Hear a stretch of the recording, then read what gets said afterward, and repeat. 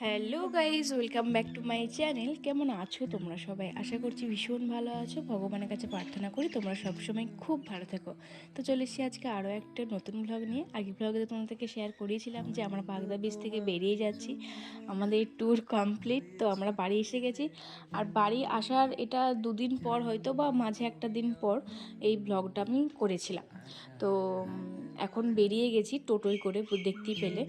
এখন কোথায় যাচ্ছি বলো তো? তোমাকে কিছু গেস করতে পারছো? আমি কি কিছু ইঙ্গিত করলাম যে হাতে মুখে প্রচুর ট্যান পড়ে গেছে, গোলাতে ঘাড়েতে, মানে যে যে অংশগুলো আর কি আমার খোলা ছিল ড্রেসটা যখন পরেছিলাম, যে যে অংশগুলো হাতের গোলা ঘাড় যেসব পোর্শনগুলো মানে বাদ ছিল, সেগুলোতে প্রচুর পরিমাণে ট্যান পড়ে গেছে। মানে পুরো একদম ভিতরের কালার বাইরের কালার পুরো ডিসকালার হয়ে গেছে, দু রকম কালার হয়ে গেছে। তো সে খুব বাজে দেখতে লাগছিল। তো আমি সেজন্য পূজাদিকে বলেছিলাম যে তুমি কি আছো এখানে, তাহলে আমাকে একটু জানিও। পূজাদিকে বলাই আছে যে তুমি যখনই কতুলপুর আসবে একটু আমাকে ইনফর্ম করে দিও, যদি কখনো কিছু দরকার লাগে চলে যেতে পারবো। না তো পূজাদি তো এখানে থাকে না, বিয়ে হয়ে গেছে বলে আমার খুব প্রবলেম হয়ে গেছে। তো আছে অনেকেই আরও, কিন্তু কারো কাছে করিনি তো কখনো, সেজন্য খুব একটা ভরসা পাই না আর কি। করে করে এখানে যেহেতু অভ্যেস হয়ে গেছে, ভরসারও একটা ব্যাপার হয়ে গেছে, সেই জন্য আর কি এখানে তুই বারবার ছুটে আসা। তো পূজাদির কাছে আসলাম, সব কিছু বললাম। তো পূজাদি যেটা ভালো বুঝলো, যেটা করলে ভালো হবে সেটাই আমাকে বললো, মানে সাজেস্ট করলো যে এটা করো, এটা ভালো হবে। তো ওটাই করলাম বরাবরের মতন। আমি না হলে বেশিরভাগ সময় পুজোর আগেটাই করে, বছরে একবারই করাই, পুজোর আগেটা করে, তাও ফেসিয়াল নয়, ওই ট্যান রিমুভটাই করাই। ওটা খুবই ভালো কাজ দেয়, আমার ভীষণ ভালো কাজ দেয়। তো ওইটাই পূজা থেকে বলেছিলাম যে ওটাই করার জন্য, কিন্তু পূজাদি বললো যে ওটা করতে হবে না, আর একটা ভালো জিনিস মানে আছে, ওটা করো, ওটা আরও ভালো হবে। তো বললো ঠিক আছে, তুমি যেটা ভালো বোঝো সেটাই করে দাও। তো সেটাই করে দিচ্ছিলো। তো একটার পর একটা তুলছে, একবার ব্যাগ লাগাচ্ছে, আবার কিছুক্ষণ ওয়েট করতে বসলাম, কারণ বোন এসেছিলো। বোনও যেহেতু ব্যাঙ্গালোর চলে যাবে, সেজন্য ওরও কিছু মানে ট্যান তোলানোর ছিল, আর চুলটাও কাটার ছিল। চুলটাও কোনো দিন বলছে যে আমি বহু বছর হয়ে গেল এরকম করে চুল কাটি না, ওই ডগগুলো বাড়ে জাস্ট ঘরেতেই কাঁচি দিয়ে কেটে দিই, বা কাটিই না, মানে বাড়তেই থাকে, এতদিন ধরে বেরিয়ে যাচ্ছিলো। ও কাটে না, আর কাটার সময় পায়নি বটে। তারপরে ওর মা বাবাও পছন্দ করে না, মানে মাও বেশ খুব একটা পছন্দ করে না চুল টুল কাটাটা। তারপরে ওরও লম্বা চুল ভালোই লাগে, সেই কারণে তো আমি বললাম যে একটু কাট, কারণ ডগগুলো খুব বাজে দেখতে লাগছিলো ছবিতে ভিডিওতে। তো সেই জন্য ওরও খুব ইচ্ছে হয়েছিল চুলটা কাটার। তো কেটে ভীষণ স্যাটিসফাইড হয়ে গেছে যে এরকম চুল আমি বহু বছর পর কাটলাম, আর ভীষণ ভীষণ ভালো লেগেছে। এরপরে আমি সব রকম করে চুলটা বাঁধতে পারবো, ভালো লাগবে, নাহলে সবসময় খোলা রাখতে হয়, সেরকমভাবে কিছু করতে পারছিলাম না। তো বেশ ভালো লাগছে, আমার চুলটা কেটে ভীষণ পছন্দ হয়েছে। তো তারপরে ওটা আমি ততক্ষণ মানে প্যাকটা লাগিয়ে বসেছিলাম, যে আমার যেহেতু সময় হয়ে গেছে, সেজন্য প্রতিদিন এসে আমাকে আবার একটুখানি মাসাজ করে দিল। এই মাসাজটার জন্যই হচ্ছে যে এত কিছু, এটার জন্য আমি অপেক্ষা করে থাকি যখনই কোথাও মানে ফেসিয়াল টেসিয়াল করতে আসি, তখন এই কখন যে মাসাজটা করবে ঘাড়ে পিঠে, আমার ভীষণ ভালো লাগে, ভীষণ আরাম হয়। তো সেই কারণেই তো দেখো কতটা একটা ফ্রেশ লাগছে, তোমরা বুঝতে পারবে যে কীরকম ছিলাম আর কীরকম হয়েছে। প্রচুর ফ্রেশ লাগছিলো, জানি না ফোনে কতটা কি বুঝতে পারা যাচ্ছে, কিন্তু ওই যে চোখের ওই কোণের দাগগুলো কোলেস্টেরলের মতন খুবই বাজে দেখতে লাগে, ওটার জন্য তোমাদেরকে তো বলেছিলাম যে আমি রিপোর্ট করিয়েছিলাম, কোলেস্টেরল একটুও নেই, মানে পুরোপুরি নর্মাল, মানে নেই আমার কোলেস্টেরল।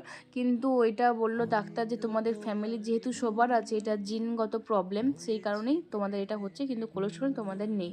তো কি সমস্যা যে বয়সকালে হলে একটা মানা যায়, কিন্তু এখন থেকে এই জিনিসটা হচ্ছে, এত বাজে দেখতে লাগছে, আর সবাই এত বাজে মানে জিজ্ঞেস করে, চোখে পড়ে যায়, খুব খারাপ লাগে দেখতে। তো একদম ভালো লাগছিল না। তো ওইটা একটু যেন ফ্যাট ফ্যাট করছিলো, এত ফ্রেশ হয়ে যাওয়ার পর ওগুলো যেন আরও বেশি করে চোখে পড়ছিল। তো যাই হোক, বোন তো ওই ব্ল্যাক হেডস হোয়াইট হেডসের জন্য বেশি করে এসেছিলো, তো ওইগুলো তুলে নিয়েছে। সেজন্য বলছে দেখ আমার গাল আর নাকটা কত একদম লাল টমেটোর মতন হয়ে গেছে, মানে এতটাই আমরা দুজনেই মানে কেঁদেছিলাম ওই টাইমটায় যখন তুলছিলাম ওই ব্ল্যাক হেডসগুলো নাকের, তারপরে থুতনির, এইগুলো ভীষণ লাগে ভীষণ। তো ওর জন্য চোখ কান লাগ সব লাল হয়ে গেছে। তো বোনের একটু বেশি ছিল বলে বোনকে অনেক কষ্ট সহ্য করে, বোন বলছে আমি সহ্য করে যাবো, কিন্তু আমাকে তুলে দিতেই হবে। তো ও প্রায় অনেক তুলে দিয়েছিল। তো যাই হোক, ওরা এখন যাবে কিছু কেনাকাটা করতে, কারণ কাল বাদ পরশু ওরা চলে যাবে, মানে ও চলে যাবে ব্যাঙ্গালোর, সেজন্য কিছু বাজার করতে হবে ওকে নিয়ে যাওয়ার জন্য, সেগুলোই করতে গেলে তারপর ওষুধ কিছু কিনতে হবে।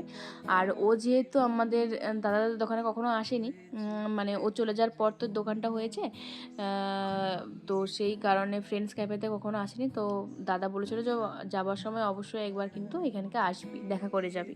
তো সেই কারণে আমরা এসেছিলাম। আমি বললাম যে তাহলে আমি এগোচ্ছি, কারণ মা ঘরেতে একা ছিল তখন, আবার সেই কারণে তোরা আয়। তো ওদের এত লেট হবে আমি বুঝতে পারিনি। আমি বসেই ছিলাম, আধ ঘন্টা হয়ে গেল, কিন্তু ওদের আর পাত্তা নেই। সেজন্য দাদাকে বললাম যে তুই আমাকেই দিয়ে দে, সব আইটেমগুলোরই ওই একটা দুটো করে দে। মানে আমি তো অনেক দিন পর গেলাম, অনেক দিন পরে খেলাম, ভীষণই ভালো লাগছিলো। আমি বলি না, মানে আমার দাদা দোকান বলে বলছি না, মানে ফ্রেন্ডস ক্যাফের প্রত্যেকটা আইটেম দুর্দান্ত খেতে, মুখে লেগে থাকার মতন। চিজ বল থেকে শুরু করে chicken peri peri, fried chicken, French fries, মানে যাই বলো না কেন সব কোটা। এখন তো আবার ফিশ ফিঙ্গারও পাওয়া যাচ্ছে। উফ, কী যে ভালো খেতে ওই ফিশ ফিঙ্গারটা, তোমরা একবার অবশ্যই ট্রাই করো, দারুণ খেতে। এবার বোন তো এই প্রথমবার খাচ্ছে, বোন বলছে যে দারুণ দারুণ, এই চিজ বলটা ওর নাকি সব থেকে বেস্ট লেগেছে, সব থেকে ভালো লেগেছে। তারপর তো চিকেনের আইটেম আছেই, চিজ বলটা নাকি সব থেকে ভালো লেগেছে। আর এখন কিন্তু চিকেন মোমো পাওয়া যাচ্ছে, কারণ ভেজ মোমো পাওয়া যাচ্ছিলো আগে, চিকেন মোমো পাওয়া যাচ্ছিলো না, এখন কিন্তু চিকেন মোমো পাওয়া যাচ্ছে। চিকেন মোমোটাও কিন্তু খুব ভালো খেতে, মানে খুব টেস্টি। তো তারপরে পেটটা ঠান্ডা করার জন্য আবার একটুখানি করে নিয়ে নিয়েছিলাম কোল্ড কফি। আমার তো কোল্ড কফি খেতে ভীষণ ভালো লাগে, তো সেই কারণে দাদা বললো তুই তাহলে একটা নে, বা বোনকে বললাম তুইও তাহলে একটা নে। তো সেজন্য এরপরে দেরি হয়ে যাচ্ছিলো বলে চল, বললাম যে চল যেতে যেতে খাই, কারণ আমাকে একটু দণ্ডেশ্বরী যেতে হবে। দণ্ডেশ্বরীতে আবার টুকটাক কিছু জিনিস নেওয়ার আছে, মা বলে দিয়েছিল যে শ্যাম্পু, নারকেল তেল, বোরোলিন এগুলো ফুরিয়ে গেছে, আসার পথে এগুলো নিয়ে নিবি। তো ওখান থেকে হাঁটতে হাঁটতে আমরা চলে আসছিলাম দণ্ডেশ্বরীতে। তো ওখানে এসে আবার দাদাকে বললাম, দাদার কাছে সেই ডিব্বার মতন যে নারকেল তেলগুলো থাকে না, মানে হাতে করে নেওয়া যায় যেগুলো, লম্বাটা না, ডিব্বার মতন, ওইটা ছিল না। তো ওইটাকে এনে দিতে বলছিলাম, কিন্তু দাদা বললো আমার কাছে নেই। তারপর দাদা এই নিহারটা দেখাচ্ছিল, আমরা নিহারটার দরকার নেই, নারকেল তেলটাই আমাদের দরকার লাগবে। তো বললো তাহলে পাশের দোকান থেকে এনে দিতে হবে। তারপরে আমি আবার এই কানেরগুলো চোখে পড়লো, কি সুন্দর না। আমি তো এগুলো নিয়ে নিলাম, না দেখে থাকতে পারলাম না। আর এই যে পাশের দোকান থেকে আবার এই নারকেল তেলটা এনে দিল। তো যাই হোক, আজকের ব্লগটা এই পর্যন্তই। বোনকে আর দেখতে পাবো না, আবার 1 বছর পর হয়তো। জানিও আজকের ব্লগটা কেমন লাগলো, ভালো লাগলে অবশ্যই লাইক কমেন্ট শেয়ার করে দিও। আর পেজে নতুন হলে প্লিজ প্লিজ পেজটিকে ফলো দিয়ে পাশে থেকে সাথে থাকা। দেখা হচ্ছে পরের ব্লগে, ততক্ষণ ভালো থাকবে, সুস্থ থাকবে, বাই।